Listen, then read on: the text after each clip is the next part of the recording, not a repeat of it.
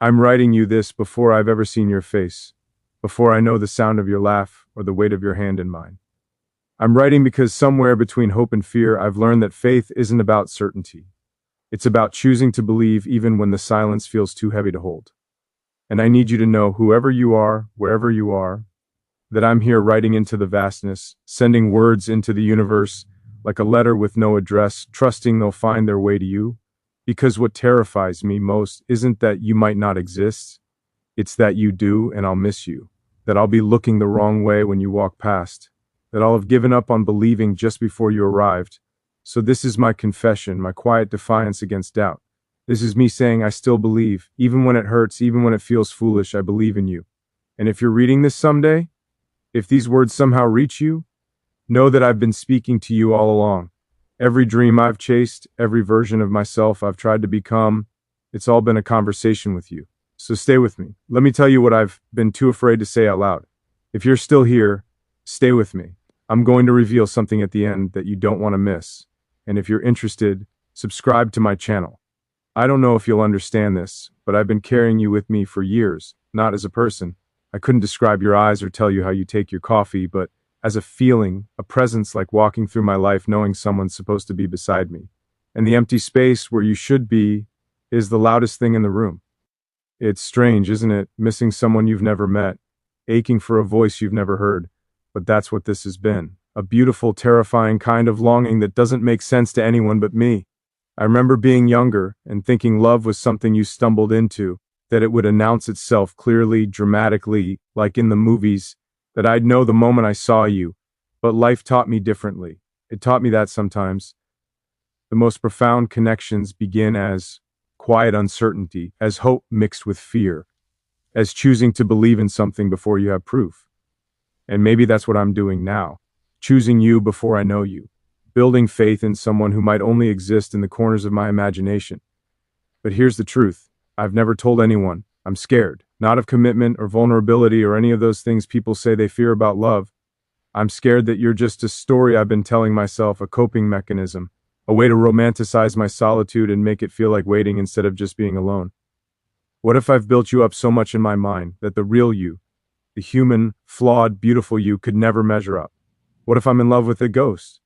These are the questions that keep me awake, the ones I can't ask anyone else because they'd tell me to stop overthinking, to just live my life, to let love happen naturally. And they'd be right probably, but they don't understand that for me, you've already happened. You're already woven into the fabric of how I see my future. Every decision I make with you in mind. Every version of myself I try to become is me preparing for you. And that's either the most romantic thing in the world or the most foolish. Maybe it's both. I think about the life we might build together. Not the grand gestures or the Instagram perfect moments, but the quiet ones. Morning coffee and comfortable silence. Your head on my shoulder during a movie neither of us is really watching. The way you might look at me when I'm being ridiculous. That mixture of exasperation and affection that somehow makes me feel more loved than any words could. I imagine us navigating the hard things too. The arguments where we have to choose each other even when we don't want to. The compromises, the ways we'll have to learn each other's language and meet in the middle of our differences. This is where everything I thought I knew changed. I used to believe that love was about finding someone who fit perfectly into my life, someone who complemented my strengths and filled my gaps. But the older I get, the more I realize that's not love, that's convenience. Love is choosing to make space for someone who might not fit at all. It's letting them reshape you. It's being willing to build something entirely new rather than just adding them to what already exists. And that terrifies me because it means surrendering control. It means trusting that who I become with you will be better than who I am alone, even though there's no guarantee. Have you felt this too? This pull towards someone you can't see, or am I alone in this particular kind of madness? Sometimes I wonder if you're out there somewhere writing your own version of this letter. If you're scared of the same things, if you wake up sometimes with this inexplicable sense that someone's missing and you can't quite explain who, or why. I hope you are. I hope you're feeling it too. Because the alternative that this is all one-sided, that I'm pouring my heart into an empty room, is almost too much to bear. But even if you're not ready yet, even if you haven't started looking for me the way I'm looking for you, I understand. Maybe you need more time to become who you're meant to be. Maybe you're healing from something, or learning something, or simply living your life without this particular ache I carry. And that's okay. That's more than okay. Because I don't want you to come to me out of loneliness or desperation. I want you to choose me because you're whole, because you're ready. Because when our paths finally cross, you'll recognize what I've known all along, that this was always going to happen. I'm building a life in the meantime, not a holding pattern, not just marking time until you arrive, but an actual life, one with purpose and passion and meaning. Because I realize something important. You deserve the best version of me, not the one who's been waiting around, letting days blur into years, postponing joy until you show up. You deserve the me who's been out there falling and rising, learning and growing, becoming someone worthy of the love I'm asking for. So that's what I'm doing. I'm building dreams. I'm taking risks. I'm becoming the kind of person who can hold space for someone as extraordinary as I imagine you to be. And yes, that includes the failures, the times I fall short of who I want to be, the moments when I'm petty or selfish or afraid, because I want you to know all of me, not just the polished version I present to the world. I want you to see the parts that aren't Instagram, earthy, the insecurities, the doubts, the ways I sometimes sabotage my own happiness because I don't fully believe I deserve it.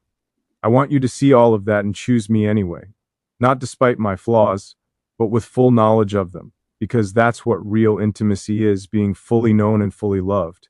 Before you go, hear this one thing. I don't need you to be perfect. I don't need you to have it all figured out or to arrive in my life without scars or stories. I just need you to be real, to be honest, to be willing to try. Because what I'm offering isn't a fairy tale. It's a partnership. It's two imperfect people choosing each other every single day, even on the days when choosing each other is the hardest thing we'll do. It's building something together from scratch with no blueprint, no guarantee, just faith and effort and love. The way would I be already a name being alone? What if I built you up so much in my mind that the real you, the human flawed, beautiful you could never measure up? What if I'm in love with a ghost? These are the questions that keep me awake, the ones I can't ask anyone else because they tell me to stop overthinking, to just live my life, to let love happen naturally. And they'd be right, probably. But they don't understand that for me, you've already happened. You're already woven into the fabric of how I see my future. Every decision I make with you in mind. Every version of myself I try to become is me preparing for you. And that's either the most romantic thing in the world or the most foolish. Maybe it's both. I think about the life we might build together. Not the grand gestures or the Instagram perfect moments, but the quiet morning coffee and comfortable silence. Your head on my shoulder during a movie neither of us is really watching, the way you might look at me when I'm being ridiculous. That mixture of exasperation and affection that somehow makes me feel more loved than any words could.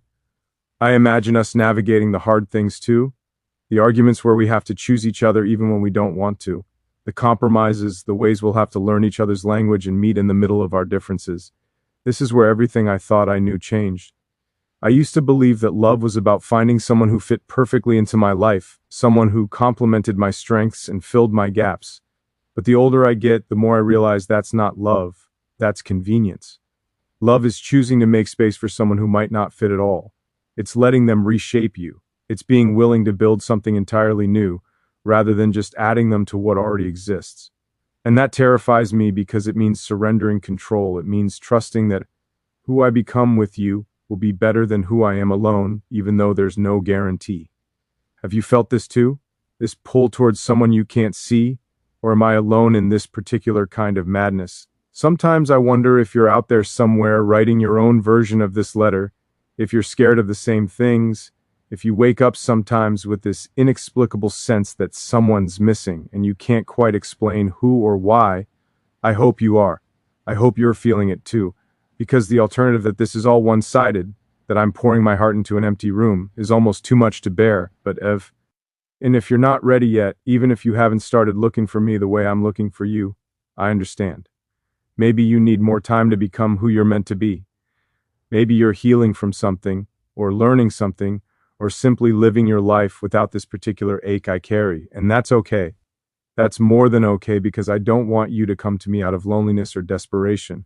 I want you to choose me because you're whole, because you're ready, because when our paths finally cross, you'll recognize what I've known all along. That this was always going to happen. I'm building a life in the meantime. What if you could trust again? What if you let yourself believe that someone out there is thinking about you with this kind of intensity, this kind of hope? What if you're not as alone as you feel? There's something I need to confess, and it feels vulnerable even to write it down.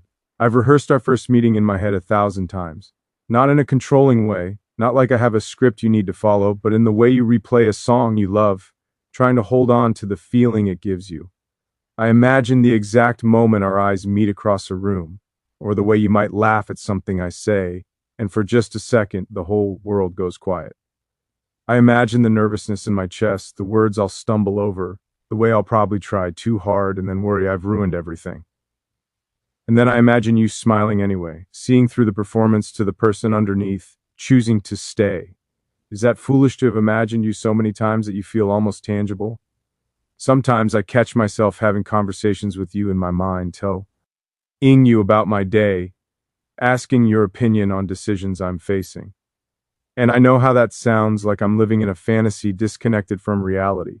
But here's what I've learned. Hope isn't escapism. Faith isn't denial. Sometimes believing in something before it exists is the only way to make space for it in your life. So yes, I talk to you, I imagine you, I prepare my heart for you, and I refuse to apologize for that. The truth is, I've been hurt before, not in some dramatic movie-worthy way that makes for a good story, just in the quiet, accumulating way that most of us experience heartbreak. Relationships that faded rather than ended. Connections that promised everything and delivered half-truths. Moments when I gave my whole heart and got back just a piece of someone else's.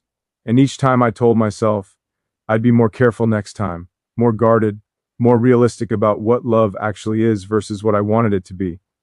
But then I think about you and all those walls I've built start to feel like prison bars. Because what's the point of protecting my heart if it means keeping you out? What's the point of being safe if it means being alone? So I made a decision, one I remake every single day. I will not let past pain dictate my future capacity for love. I will not punish you for wounds you didn't cause. I will meet you with an open heart, even if that heart has been broken before.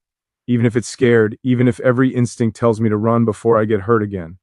But here's the truth I've never told anyone. Sometimes the fear isn't about you hurting me. It's about me hurting you. What if I'm not ready? What if I'm still carrying damage I haven't healed? What if I meet to you at the wrong time when I'm still figuring out who I am, and I end up being just another person who couldn't love you the way you deserved? That thought keeps me up at night. The idea that I might be the villain in your story, the one who let you down, the reason you write your own letter to someone else someday. So I'm doing the work, not just for me, but for you. I'm confronting the parts of myself I'd rather ignore. The selfishness, the ego, the ways I've used ambition as an excuse to avoid intimacy, the times I've chosen comfort over courage. I'm looking at all of it. Not to beat myself up, but to become better, to be ready. Because you deserve someone who's done the internal work, who's faced their demons and learned to coexist with them. You deserve someone who knows their worth, but also knows their weaknesses. Have you thought about this? About who you need to become to be ready for love? Or do you ever wonder if maybe you're already enough, exactly as you are, and the person meant for you will see that? I go back and forth on this. Some days I feel like I need to achieve more, be more, have more to offer. Other days I wonder if that's just fear disguised as self-improvement. If maybe the most loving thing I can do is accept myself now, flaws and all, and trust that you'll love me, not for who I'm trying to become, but for who I already am. This is where everything shifts for me, because I realize something profound. You're not a reward I earn by becoming perfect. You're a partner I meet by becoming real. And those are completely different things. Perfection is about hiding. Reality is about revealing. Perfection is performance. Reality is presence. And if I speak all my time trying to be worthy of you, I'll miss the whole point that love isn't about worthiness at all. It's about willingness. The willingness to be seen, to be vulnerable, to let someone witness your becoming rather than just your arrival. I think about the conversations we'll have, not the surface ones. What we do for work, where we grew up, the stories we tell at parties, but the deep ones. The 3 a.m. talks when neither of us can sleep, and we finally say the things we've been too scared to admit in daylight. I want to know what keeps you awake, what you're afraid of, what dreams you've buried because you stopped believing they were possible. I want to know the version of you that you hide from everyone else. The one you think is too much or not enough. That's the you I'm writing to. That's the you I want to know. And I want you to know me the same way. I want to tell you about the time I almost gave up on everything I'm building now. The nights I've sat alone wondering if any of it matters. The moments when success felt hollow because there was no one to share it with. I want to tell you about my fears around inadequacy, around never being enough, around the voice in my head that sometimes tells me I don't deserve the love I'm asking for. These aren't first date conversations, I know, but someday when you trust me enough, when I've proven I'm safe, I want us to go there. I want nothing between us but truth. Look at me when I say this. I will never ask you to be smaller to make me comfortable. I will never need you to dim your light so mine can shine brighter. Whatever you are, ambitious, creative, fierce, gentle, complicated, simple, I want all of it.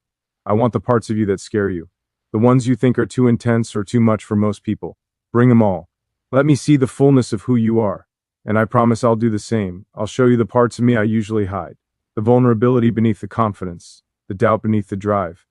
The softness I've learned to protect because the world tends to mistake it for weakness. But what if we're both trying so hard to be ready for each other that we miss the moment when we're actually ready enough? What if waiting for perfect timing means missing real timing? I think about this often. The balance between patience and action, between preparing and simply showing up. And I don't have the answer. All I know is that when I meet you, I don't want to hesitate. I don't want to second guess or play it cool or protect myself with half-truths. I want to recognize you and claim you and let you know clearly and without reservation that I've been waiting for you. Is that too much? Too intense? I worry sometimes that my capacity for depth will overwhelm you, that you'll want something lighter, easier, less emotionally demanding. And if that's true, if you need someone who can keep things surface level and casual, then maybe I'm not your person, because I don't know how to love halfway. I don't know how to show up partially. It's all or nothing for me. Not in a possessive way, but in a present way. When I love with my whole self. With every fear and dream and broken piece I'm still trying to put back together. So, I'm asking you to meet me there in the depths, in the messy, uncertain, beautiful place where real connection happens.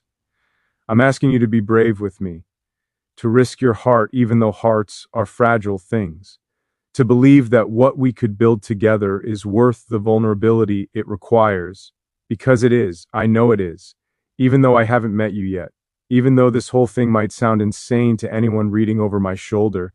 I know that what we have the potential to create is rare, sacred even. And if you're scared, that's okay. I'm scared too, terrified, actually.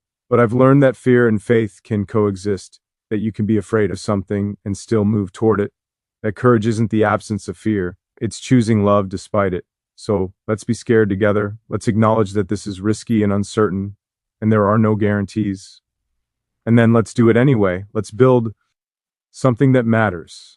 Something that lasts, something that makes all the waiting and wondering and hoping feel like it was always leading us here. I'm still here, still writing, still believing, and every word is a step toward you.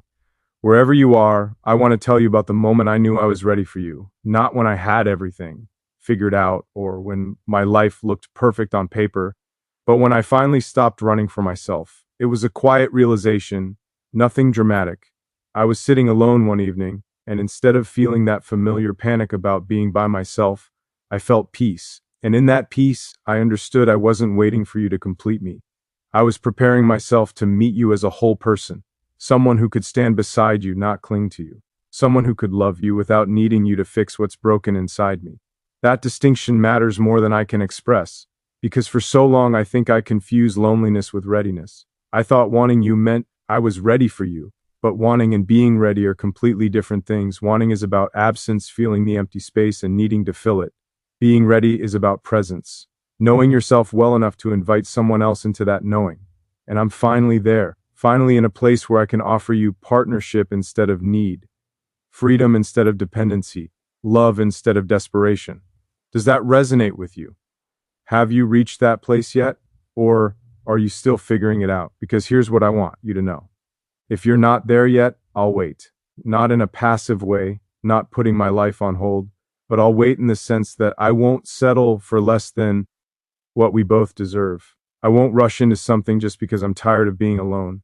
I won't mistake chemistry for compatibility or attraction for alignment.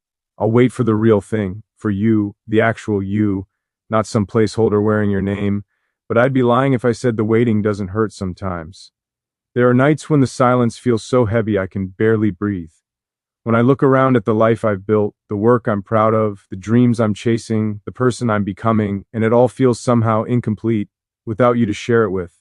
Not because my life isn't full, it is, but because I've tasted enough of existence to know that shared joy is deeper than solo achievement. That victory means more when someone who loves you witnesses it, that even the mundane becomes magical when you experience it with the right person. This is where everything I thought I knew changed. I used to believe that needing someone was weakness, that true strength meant being entirely self-sufficient. But life has taught me something different. Needing someone isn't weakness when it comes from wholeness rather than emptiness. When I say I need you, I don't mean I can't function without you. I mean my life is good and with you it could be extraordinary. I mean I'm capable alone, but I'd rather be capable together. I mean, I've built something worth sharing, and I want you to be the one I share it with. There's a difference between dependent need and interdependent desire. One comes from lack, the other comes from abundance. One says I'm incomplete without you, the other says I'm complete and I choose to intertwine my completeness with yours. And that's what I'm offering. Not half a person begging to be made whole, but a whole person choosing to create something greater than what either of us could build alone. A partnership, a team, two people who make each other better simply by existing in the same space. I imagine the rhythm we'll create together. Not every day will be profound, and that's okay. Some days we'll barely speak, both of us absorbed in our own worlds, comfortable in parallel silence. Other days we'll talk until our voices are horsero, jumping from topic to topic, laughing at inside jokes that no one else would understand. Some days I'll need to be strong for both of us, and other days you'll carry us when I can't. That's what partnership means. Taking turns, sharing weight, showing up for each other even when it's inconvenient or hard. Have you thought about the practical parts? Because I have. I've thought about how we'll navigate disagreements without destroying what we're building, how we'll handle stress when life gets overwhelming, how we'll keep choosing each other when the initial excitement fades, and we're left with just the daily of loving someone. These aren't romantic thoughts, I know, but they're real ones. And I think about them because I don't want to be one of those people who mistakes intensity for intimacy, who burns bright and fast and then can't sustain the flame when real life shows up. I want something that lasts, something that deepens with time rather than diminishes, something that becomes more precious the longer we tend to it. And I know that requires more than feelings. It requires commitment, the kind that chooses love as a verb, not just a noun, the kind that shows up on the days when you're annoying me, when I'm disappointed in something you did, when we're both tired and stressed and taking it out on each other without meaning to. Those are the moments that matter, not the easy ones, but the ones where we have to actively choose each other despite everything pulling us apart. But here's the truth I've never told anyone. I'm afraid I won't be enough for you when you finally arrive. That you'll look at me and see someone who talks a good game but can't deliver on these promises. Someone whose love is more theoretical than practical. Someone who spent so long imagining you that he's forgotten how to be present with an actual person. What if all this preparation has actually made me less ready? What if I've built you up so much in my mind that the real you, the human, complicated, beautifully flawed you, can't compete with the fantasy? These doubts circle my mind like vultures. They tell me I'm setting us up for failure, that no relationship could possibly live up to this much anticipation, that I should lower my expectations, be more realistic, accept that love is ordinary and mundane and nothing like what I've been hoping for. And some days I almost believe them. Some days I think maybe everyone else is right, maybe I'm too idealistic, too intense, too much. But then I remember why I started writing these letters in the first place. Not because I believe in fairy tales, but because I believe in intention. I believe that how we approach something matters, that the energy we bring shapes the outcome. And I'd rather show up to love with my whole heart and risk disappointment than protect myself with cynicism and guarantee emptiness. I'd rather be too much than not enough. I'd rather love too deeply than not deeply enough. So I keep writing, I keep believing, I keep preparing my heart for you. And yes, it's vulnerable. Yes, it's scary. Yes, there's a very real possibility that I'm pouring all this hope into something that might never materialize the way I imagine. But what's the alternative? To stop believing? To close myself off? To settle for connections that feel safe but don't touch my soul? I can't do that. I won't do that, not when I know somewhere, deep in my bones, that you're out there, that this isn't fantasy, it's prophecy, that every word I'm writing is creating the space for you to walk into my life. The moment I say this, when you do arrive, I won't pretend I haven't been waiting. I won't play it cool or act like you're just another person I'm casually interested in. I'll tell you the truth. I'll tell you I've been writing you letters for years, that I've been becoming myself so that I could be worthy of becoming us, that every decision I've made has been in some way preparation for this moment. And if that scares you, if it's too intense, if you need someone who approaches love more casually, then maybe we're not meant to be. But I don't believe that. I believe when you read these words, you'll understand. You'll recognize yourself in them. You'll know that I see you, really see you, even before we've met. And maybe that's the whole point of faith. Not knowing how the story ends, but trusting that it's worth telling anyway. Not having guarantees, but choosing hope despite the uncertainty. Not seeing you yet, but believing in you with such conviction that you become real before you're tangible. That's what you are to... Oh, me. More than a dream, but not yet reality. Existing in that liminal space between wish and fulfillment. And I'm comfortable here in the waiting because I know the waiting is part of our story too. The chapters we're writing separately so that when we finally come together, we bring richness instead of neediness, wholeness instead of holes. So wherever you are tonight, whatever you're doing, know that someone is thinking about you. Not obsessively, not desperately, but with steady, certain faith. Know that you're not just being waited for, but prepared for. Know that when our paths cross, it won't be an accident. It'll be the culmination of everything we've both been building towards separately so we can build together. What if you've been feeling this too? What if somewhere in your own way you've been writing letters to me? Let me tell you about the version of love I don't want, the performative kind. The kind that looks perfect in pictures but feels hollow and private. The kind where we're more concerned with how we appear than how we actually feel. I've seen too many relationships that were beautiful on the surface but empty underneath. And I've promised us that ours will never be that. I want the messy, real, unglamorous version of love. The kind where you see me at my worst and don't flinch. The kind where we can be bored together and call it intimacy. The kind that doesn't need an audience to validate it. Because here's what I've learned. Real love happens in the margins, in the moments no one photographs, in the way you look at me when I'm sick and disgusting and nothing like the person you first met. In the fights we have and then repair. Stronger than before. In the compromises we make without resentment.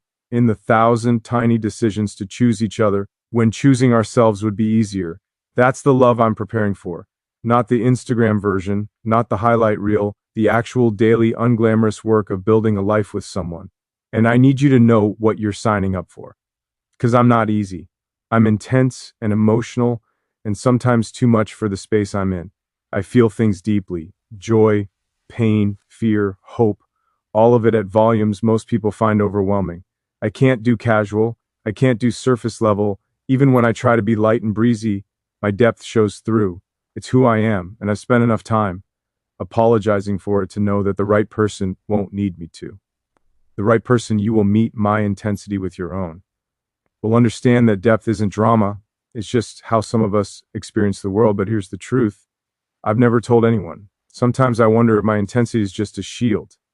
If I go deep so quickly because I'm actually afraid of the slow, steady work of building trust over time. If I rush to vulnerability because genuine intimacy, the kind that unfolds gradually, that lets someone see you in pieces rather than all at once, terrifies me more than anything. What if my emotional transparency is actually another form of hiding? What if by showing you everything immediately, I never have to experience the fear of being slowly discovered? These are the questions I'm sitting with, the uncomfortable ones, the ones that make me realize I still have work to do. Because I don't want to love you from a place of fear, even if that fear is dressed up as emodio. Now courage. I want to love you from a place of genuine security. I want to be able to reveal myself slowly, to let you peel back my layers one at a time, to trust that you'll stay, even if the discovery takes years instead of moments. That's the kind of patience I'm trying to cultivate. Not just patience for your arrival, but patience for the unfolding that happens after. This is where everything shifts for me. I used to think love was about the spark, that initial moment of recognition, the chemistry, the electricity. And yes, those things matter. But I've come to understand that real love is about what happens after the spark. It's about building something sustainable from that initial flame. It's about choosing each other on the days when there is no spark, when you're both just tired humans navigating a complicated world. It's about creating a foundation strong enough to hold the weight of two full lives, two sets of dreams, two complicated histories. I think about what that foundation looks like. Trust, obviously, but not blind trust, earned trust, the kind that comes from showing up consistently, from keeping promises, from being reliable even when it's inconvenient. Communication, the willingness to say the hard things, to name our needs, to speak up before resentment builds. Respect for your autonomy, your decisions, your right to be a complete person outside of us. And space, the understanding that we can be deeply connected and still maintain our individual identities, that loving you doesn't mean absorbing you. Have you thought about this? About what you need from a partnership to feel safe and seen? Because I want to know, I want to understand your non-negotiables, your boundaries, your fears. I want to know what past relationships have taught you about what you do and don't want. I want to know where you're flexible and where you're firm. These conversations matter to me, not to judge or evaluate, but to understand, to make sure that what I'm offering aligns with what you're seeking, to make sure we're building the same house, not two different versions that happen to be sitting on the same plot of land. I imagine us having the hard conversations, the ones about money and family and kids and religion and all the practical things that poets don't like to talk about, but that make or break real relationships. I imagine us navigating differences in communication styles, in conflict resolution, in how we recharge and what we need from each other. And I imagine us doing it with grace, not perfectly. We'll mess up, we'll misunderstand, we'll hurt each other unintentionally, but with the commitment to repair, to come back to the table even after we've walked away angry, to choose understanding over being right. But what if we want different things? What if I dream of a quiet life and you crave adventure? What if your career requires you to move and my roots are planted deep where I am? What if we're perfect for each other in every way except the ways that actually matter for building a life together? These questions haunt me because I know that love isn't always enough, that two people can care deeply for each other and still not be compatible. And the thought of meeting you, recognizing you, loving you, and then having to walk away because our lives don't align, that might be the most painful scenario I can imagine. So I'm praying for alignment, not just emotional connection, but practical compatibility. I'm praying that when we meet, the logistics work, that our visions for the future complement rather than contradict each other, that what you need from life and what I need from life can coexist, can even enhance each other, because I don't want to have to choose between loving you and living my purpose. I want both. I want us to be each other's purpose and still have our individual purposes beyond each other. I want love that expands our lives rather than contracts them. Look at me when I say this.